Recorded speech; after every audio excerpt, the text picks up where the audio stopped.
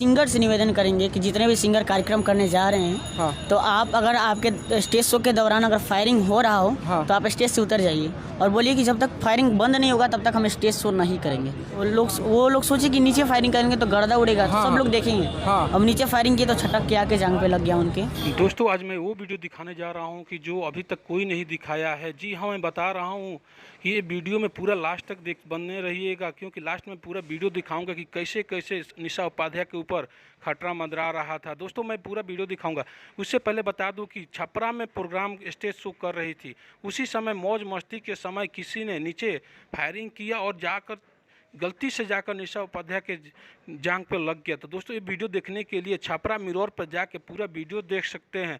उसका पूरा एकदम जरूरी है। लाइसेंसी भी हो तो उसको रद्द कीजिए अगर इस तरीके का मतलब घिनौनापन कर रहा है। लगा ऐसा कुछ नहीं है, दुश्मनी से नहीं लगा है। अच्छा। कलाकार से भला किसको दुश्मनी हो सकता है ना, फिर भी मान के चलिए कोई भी हो, अनजाने में हुआ, आखिर घटना तो घट गया। हाँ, घटना घटा है, उसीलिए ना बोल रहे हैं कि ऐसा ना हो। अनजाने में भी क्या से क्या हो जाता है।